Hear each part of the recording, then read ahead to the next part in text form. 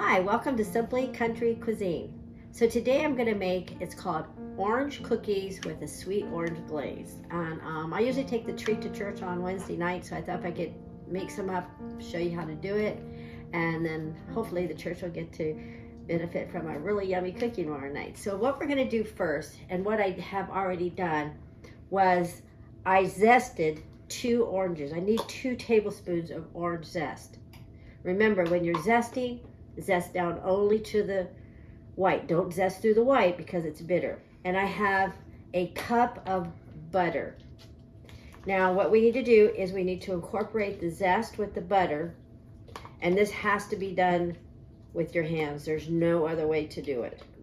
And we're just going to mix it like Play-Doh. And I have, like I said, I have a cup of butter in here. I softened it just a little bit because we're going to put this in the mixer, the stand mixer, with some sugar and get it all blended out. Okay, because my butter was a little bit soft, that's pretty good. And this is what it should look like.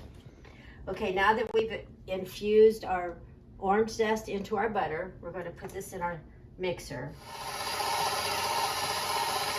Okay, now I am going to add 1 cup of white granulated sugar. Okay, now I'm adding 2 tablespoons of freshly squeezed orange juice and 1 egg. So now we've incorporated the egg, orange juice, sugar, and infused butter, and we've whipped it up. It's nice and fluffy. Now we'll be adding our dry ingredients. Okay, now we're going, in a separate bowl, we're going to whisk together our dry ingredients. We have 2½ cups of all-purpose flour, 1 teaspoon of baking powder, 1/4 teaspoon of regular table salt. Now this we're going to add gradually to our softened butter batter. Okay, now I've changed my paddle. I took the whisk implement off because this will be a little difficult to blend with that, and I added my paddle blade to the stand mixer, and I'm going to turn it on low. Remember, low is low so we don't have flour everywhere. And I'm going to start incorporating the dry ingredients into the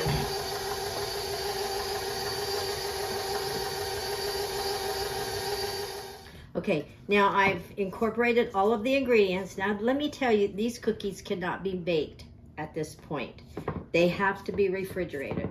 You can refrigerate them from an hour up to overnight. Actually, you could go to about 3 days if they're covered tightly with saran wrap. So I will put this batter in the bowl, cover it, put it in the refrigerator, and then come back and join us and we'll bake off a few, okay?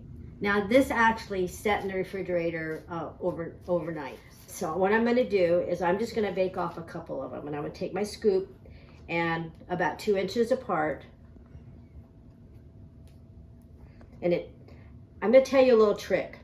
The reason you put it in the refrigerator, you could bake them off, but if you put it in the refrigerator, pretty much any kind of a doughy cookie dough like this, you'll find that the cookies don't spread out all over your mat.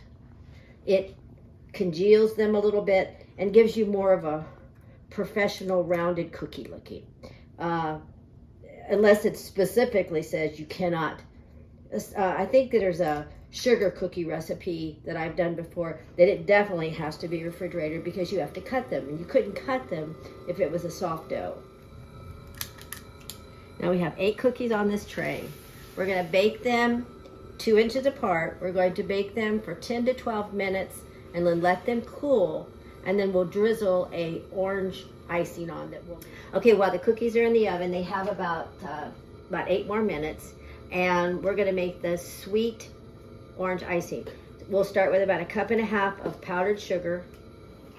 I zested another orange. I want the orange zest in this, and I'm just going to add a little bit of this. It's simply orange juice. It's 100% orange juice, just enough to loosen up my powdered sugar to glaze. So we'll start with about a tablespoon. You remember, you got to be careful adding the liquid to the powdered sugar because it thins out real fast. Another tablespoon, and I'm up to my 3rd tablespoon. And that's a nice consistency. See, I could actually take my little spatula or my little whisk and just kind of walk it back and forth over the cookie. I may have to loosen it up a little bit more when the cookies come out of the oven, but then if I do that, just add a little bit more of the orange juice. And as soon as the cookies come out and cool, we'll put a little bit of the glaze on them. Okay, now I've taken them out. I did let them cook for a full 12 minutes because it's a soft cookie. And we will try. See how they don't spread because the batter was cold? The dough was cold. And I'm going to carefully try to set them on the cooling rack. Okay, now the cookies have cooled. And let me tell you, they smell so yummy. And I'm going to just, Dina just brought something to attention, and let me just share this with you. I don't have anything under here to catch this. Now, you could do a cookie sheet if you wanted to, but I found it was easier to let the icing drizzle on my cutting board and wipe it off than to spend the time of laying the paper towels down, because then the paper towels stick to my board, and it was quite a little messy the other day. So I am going to give this a little twirl and a drizzle.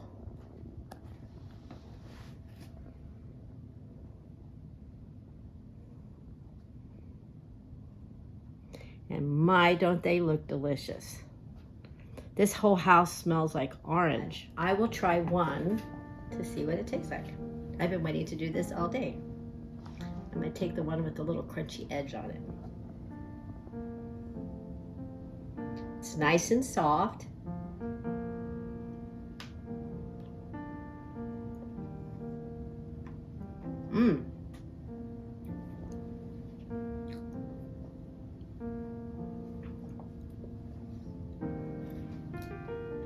That's really, really good. And boy, the zest in the orange and the zest in the, you really need to zest those oranges and add it to the icing. But you can taste it inside the cookie. That's very flavorful. And it does taste like a little orange kiss. I did use navel oranges, by the way, because it produced a lot of juice when I had to have the juice for the inside. Well, I hope my friends at church like them as much as I surely did, and I know my son-in-law is going to like them tonight because Dina's going to take these home to him. And tomorrow I will bake off about 90 cookies, so we'll see if I like them after tomorrow. But if you don't have a place to worship, please join us at Glad Tidings Leander, the church on the hill across from the post office. Wednesday night we do have small groups. They start at 7, and we have several groups we would love to welcome you to come into. And Sunday morning our service starts at 10:30, worship. And then Pastor has a lovely message, and we would love to have you there and welcome you with open arms. Always remember to subscribe, like, and share these videos to be alerted for the next video. And on Thursday, join us for our game. We've been having a lot of contestants, and I've had so much fun picking out gifts to mail to them. We love you, and we're so glad that you joined us. Bye-bye.